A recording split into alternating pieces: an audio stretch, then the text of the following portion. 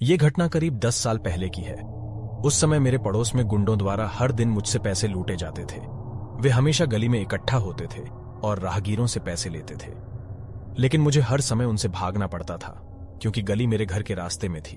फिर एक दिन मैं इसे बर्दाश्त नहीं कर सका और कहा कि मैं उन्हें पैसे नहीं दे सकता, और उन्होंने मुझे पीटा।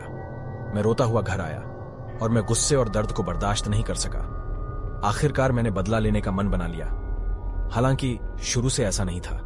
यह सब सिर्फ एक फ्लायर के कारण था जो मुझे सड़क पर मिला था, पर उस पर एक वाक्य लिखा था, हम तुम्हारे लिए काला जादू से बदला लेते हैं। मैंने जिज्ञासावश उन्हें बुलाया और पूछा कि यह क्या है, तो उन्होंने कहा कि जिसे आप दंडित करना चाहते हैं वे आपकी ओर से उसे दंडित करने की सेवाएं देते हैं। आखिरकार मैं जिज्ञासावश और थोड़े संदेह के साथ वहां गया। जब मैं पहुंचा और दरवाजा खोला तो वहां कई बड़े कंकाल के मॉडल खड़े थे, और अचानक कंकालों ने अपना सिर मेरी ओर घुमाया और चरमराते हुए मेरी ओर भागे।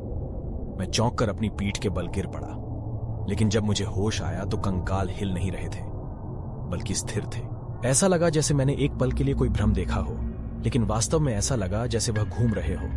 अंदर बैठे आदमी ने कहा, तुम जो देखते हो और जो नहीं देखते दोनों सच हैं। आपने अभी जो देखा वह वास्तविक है। मैं समझ गया कि उस पर कोई जादू है। मैं दौड़कर उसके पास गया और कहा, कोई है जिसे मैं सजा देना चाहता हूं। मेरे द्वारा ऐसा कैसे किया जा सकता है? फिर उसने मुझे एक मेनू देते हुए कहा कि चाहे कुछ भी हो जाए वह दोष नहीं लेगा। मैंने कहा ठीक है। उसने मुझे जो कागज दिया उसमें चुनने के लिए कई राक्षस थे। निम्न श्रेणी के राक्षसों से शुरू करके इस पर अंडरवर्ल्ड के दर्जनों विभिन्न प्रकार के राक्षसों को चित्रित किया गया था, जिसमें 3 सिर वाला कुत्ता और 5 सिर वाला सांप राक्षस भी शामिल था। साथ ही प्रत्येक राक्षस को बुलाने की लागत भी अलग अलग थी। अंततः एक मृत्यु देवता भी था। मृत्यु देवता को बुलाने की लागत अविश्वसनीय रूप से अधिक थी। मैंने कांपती आवाज में उससे पूछा, क्या तुम मृत्यु देवता को भी बुला सकते हो?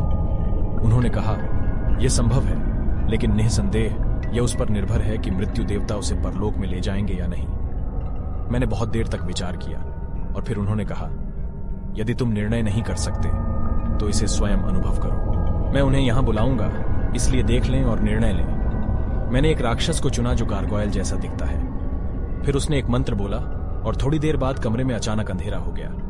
तभी मैंने एक राक्षस की गगनभेदी आवाज सुनी और मेरी आंखों के सामने एक विशालकाय गारगोयल जैसा राक्षस खड़ा हो गया। उसने हंसते हुए मेरी गर्दन पकड़ ली और मुझे हवा में उठा लिया। मैंने दर्द से कराहते हुए कहा, हो कैसे? फिर काले जादूगर ने मुस्कुराते हुए कहा, मैंने तुमसे कहा था यह सब वास्तविक है। थोड़ी देर बाद गारगोयल धुएं की तरह गायब हो गया और मैं फर्श पर गिर गया। मैंने तुरंत उसके साथ एक कॉन्ट्रैक्ट पर हस्ताक्षर किए और उसने कहा कि जब मैं चाहूंगा वह राक्षस को बुला लेगा। कुछ दिनों बाद मैंने देखा कि गुंडे फिर से गली में इकट्ठे हो गए हैं और मैं चुपके से उनके पीछे छिप गया और काले जादूगर को बुलाया।